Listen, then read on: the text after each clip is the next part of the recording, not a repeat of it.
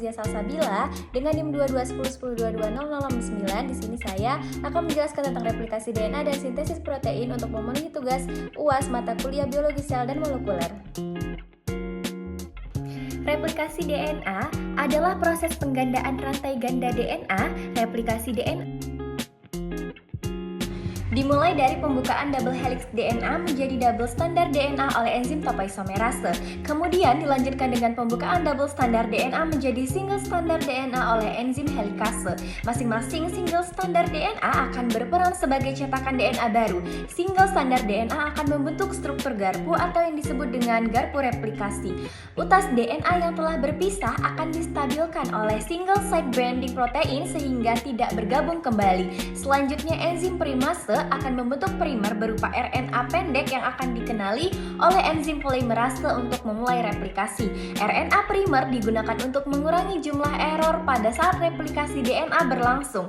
Kemudian DNA polimerase akan merangkai rantai-rantai mononukleotida untuk membentuk DNA baru. Sintesis DNA berlangsung pada kedua utas garpu yang dimulai dari RNA primer dengan arah 5 ke 3. Akibatnya, pada utas DNA yang berlawanan akan terdapat fragmen yang terputus atau juga disebut dengan fragmen Okazaki. Setelah itu, DNA polimerase 1 akan membaca dan mengoreksi fragmen Okazaki dan fragmen tersebut akan disambungkan oleh enzim ligase.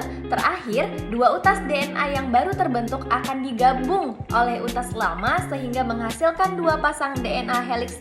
Sintesis protein proses pembentukan asam amino melalui kode gen yang dibuat dengan tahap sintesis protein terdiri dari dua, yaitu transkripsi dan translasi. Proses transkripsi DNA yang terkandung dalam nukleus akan dihampiri oleh DNA polimerase. Inisiasi terjadi saat terkena polimerase melekat pada daerah promotor gen. Pada saat itu, RNA polimerase akan mulai membentuk mRNA melalui cetakan DNA template.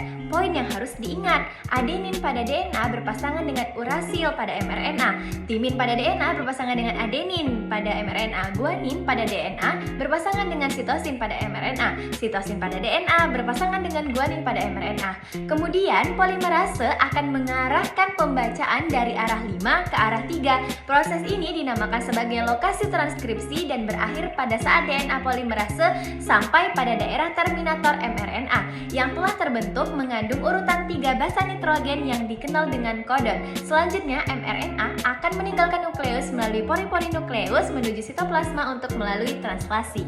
Translasi dimulai pada saat ribosom subunit kecil terikat pada mRNA. Ribosom subunit kecil ini akan bergerak dari arah 5 ke arah 3. Ketika sudah menemukan kodon AUG tRNA yang membawa asam amino, metionin, dan antikodon, AUC akan melekat pada mRNA. Kemudian setelah tRNA terikat pada mRNA, maka ribosom subunit besar akan datang dan terikat juga bersama ribosom subunit kecil. Untuk melengkapi proses inisiasi, ribosom subunit besar memiliki 3 daerah A, P, dan E. Setelah terjadi proses elongasi, asam amino yang lain akan dibawa pada rantai mRNA oleh RNA transfer dengan membawa antikodon. Untuk dapat mengetahui asam amino apa yang mengkode kodon, maka dapat dilihat pada tabel tripod kodon.